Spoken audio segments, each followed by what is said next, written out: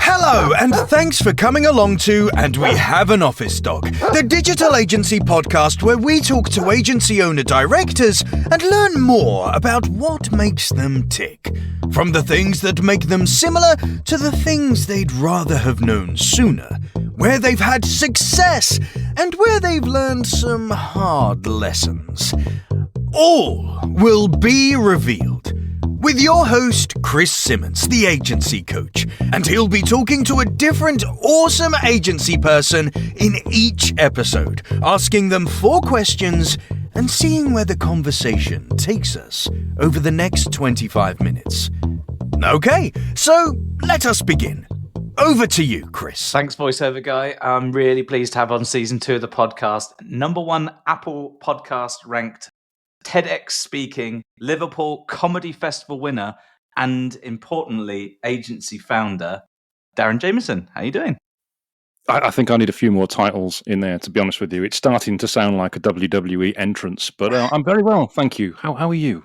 I'm very good, very good. We're for those of you listening, we're recording this at the tail end of the year, and it is not yet Christmas. However, Darren is wearing a Ghostbusters themed Christmas jumper. I love it and I want one. But I would wait until December to wear it. Yeah, it's nearly December. So for those who are foolish people in the agency world and have never heard of you, can you let us know who you are and what agency you run and what that agency does? Who are these imbeciles? Who are they? I'm Darren, and my agency is called Engage Web. And we help clients with a number of important services that you need, but we also supply other agencies with content as well. So a lot of the clients we work with, unfortunately, we cannot name because of non-disclosure agreements, which is a bugger for our brand. It is, but you can do the graph pointy up green numbers things with in healthcare sector type case studies. Lots in property sector, yes. So how long's the agency been running? Depending on when this goes out, we're almost 15 years. So April 24, we will be 15 years old.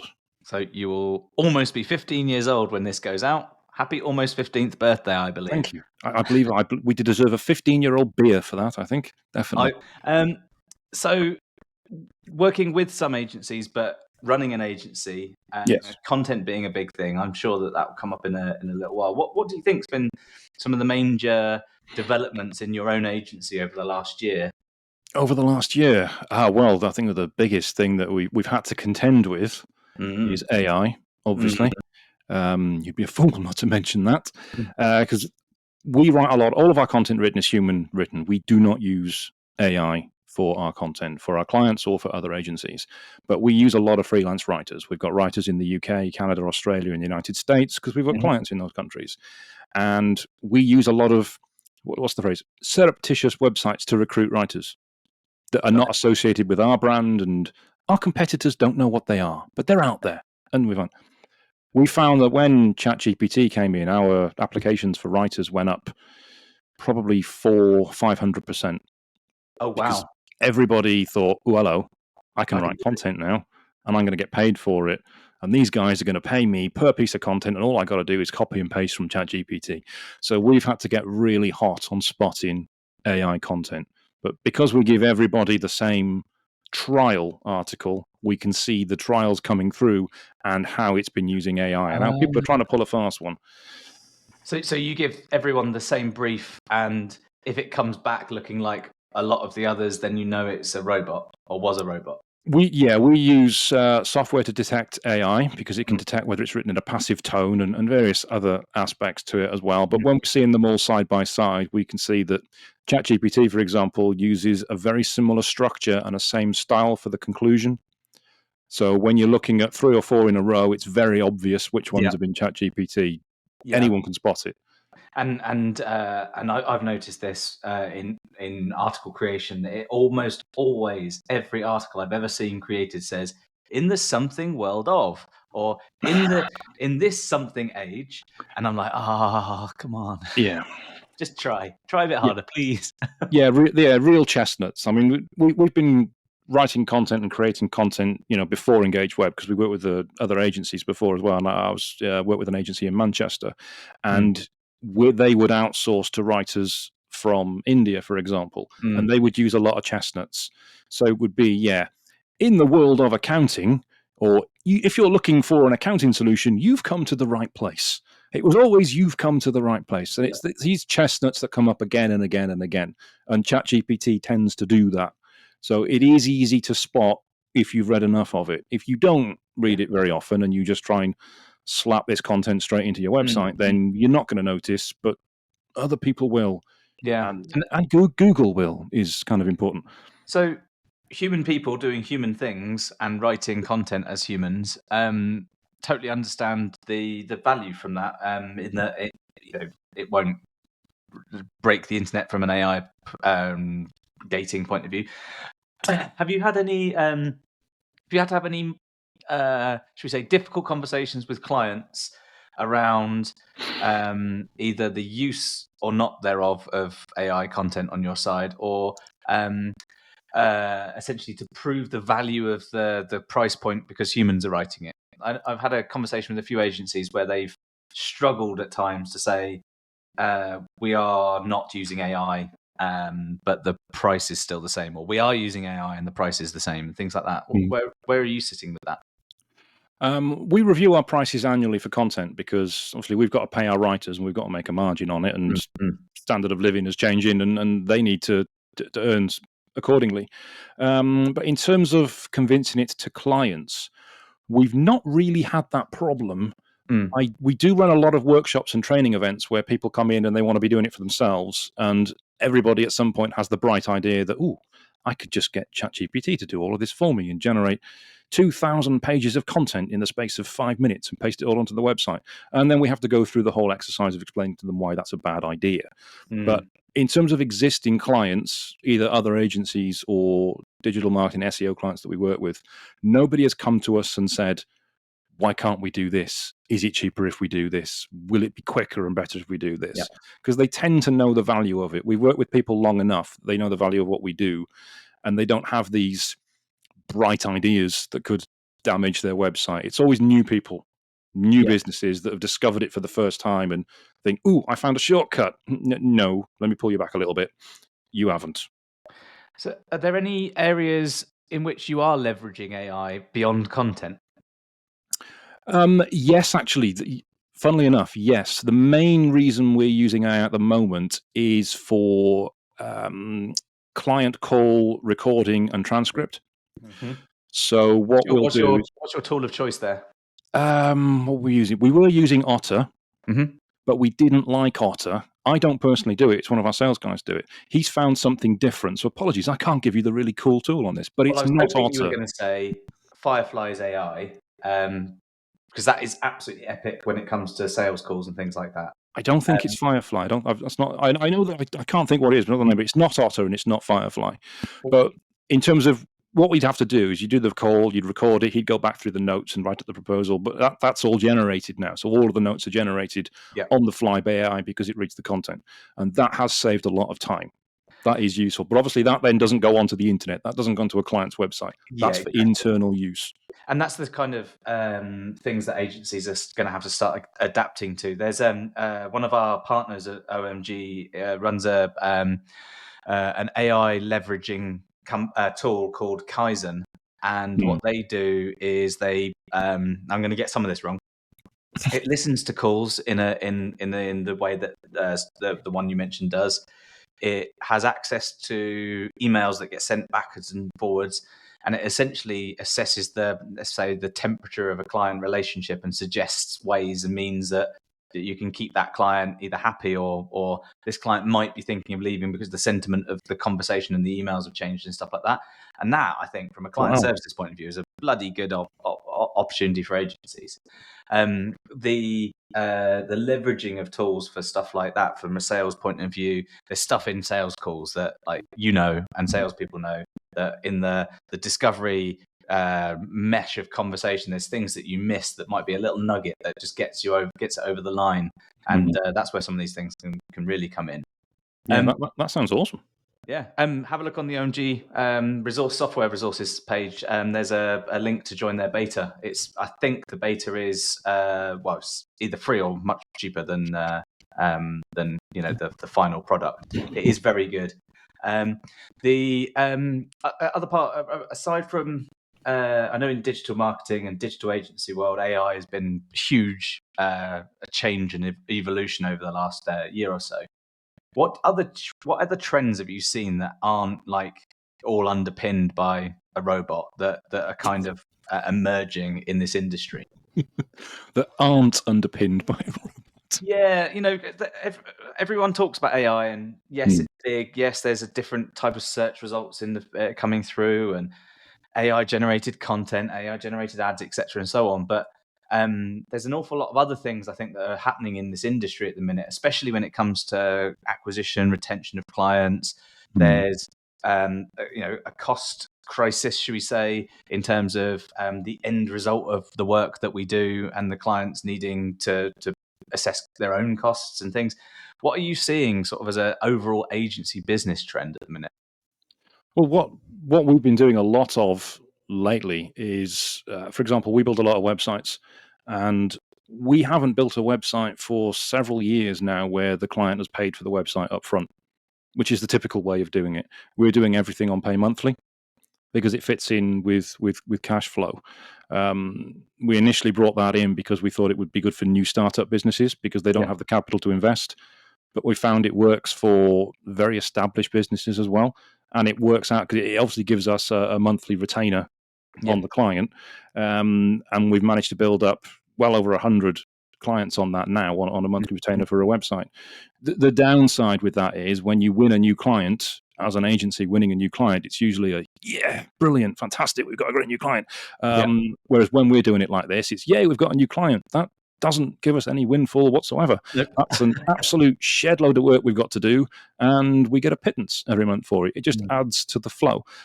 But the idea being, it makes the agency more valuable because you've got long-term value. You've got the long-term value, you've got the higher retainer, and once the client is with you for that, they'll stay with you for other things. So hopefully when they do need more work doing, they will come to you because you're the guys that look after them.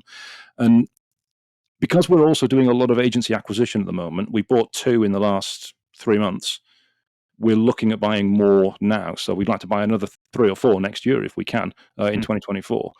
The agencies that have this recurring, particularly web design agencies that have this recurring, makes them more valuable. The vast majority of businesses we look at don't have this. They don't even have contracts for their clients. They don't have contracts for their hosting. It's all monthly rolling because people don't look at it like that. Web designers just look at the new client, few grand for the website or whatever it is that you charge, and that's it. Then move on to the next one and move on to the next one, which is why a lot of freelance web designers are living hand to mouth and then usually end up getting a job somewhere that sucks the life out of them that they don't want to do because they need that recurring revenue. Yeah.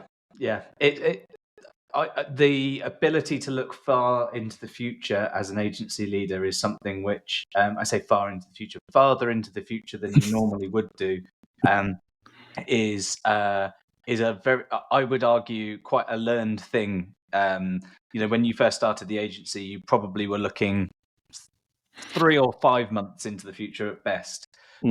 Then as you grew and you had more staff and more larger clients and things like that, that's probably when you started to step away from the business and started working on the business, and probably then helicopter view of the whole thing, see a lot further out. How far ahead are you planning? How far ahead are you strategically planning in the agency? We're easily working 2 to 3 years ahead.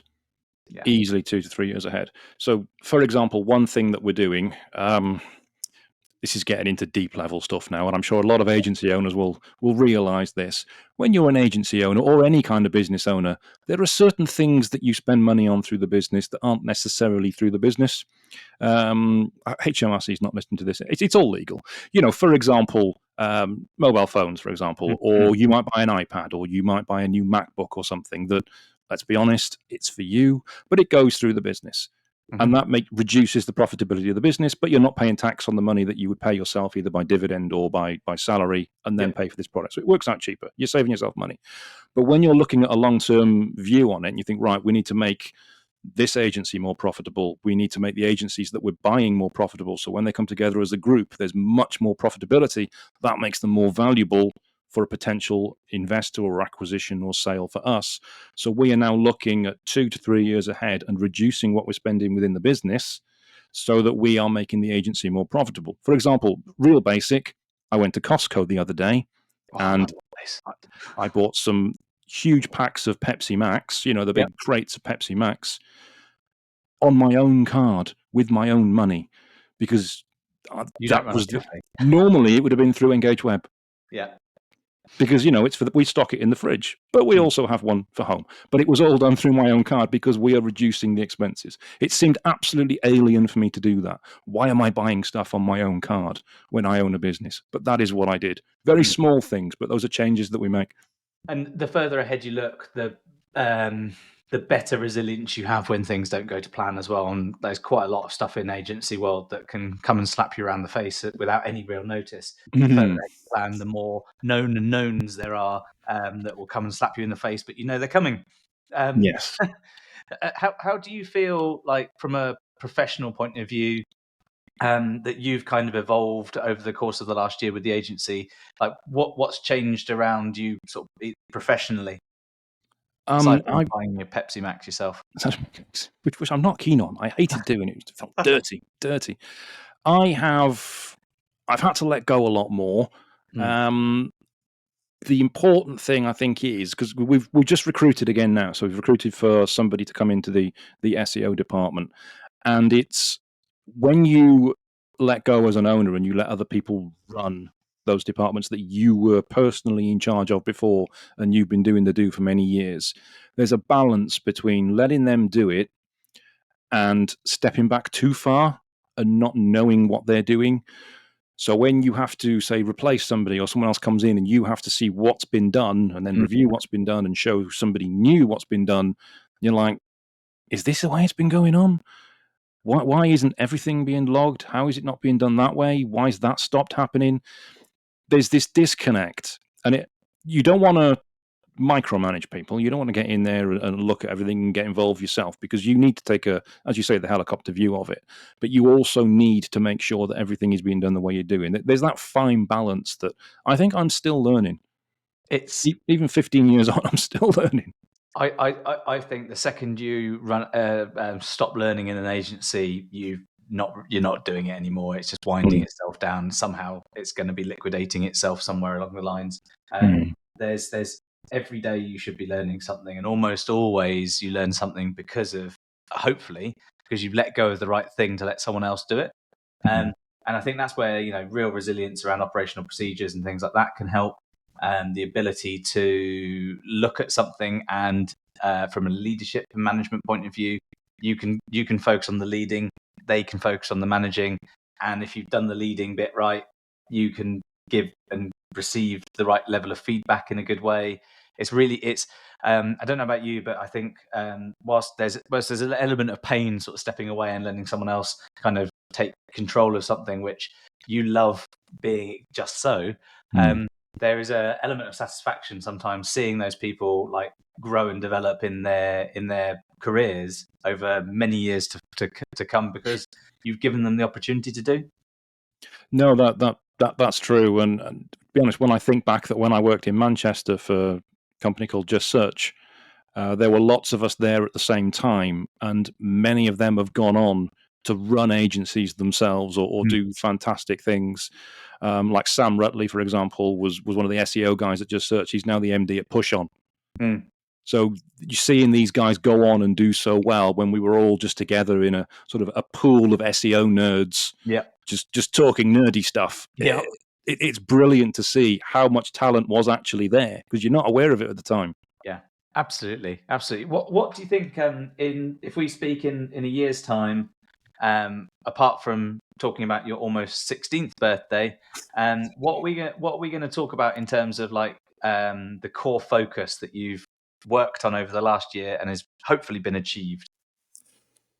Hopefully what we'll see is that we have acquired at least another 3 agencies, and we have built up a bit of a group so that my time in Engage Web will hopefully be a lot less than it is now.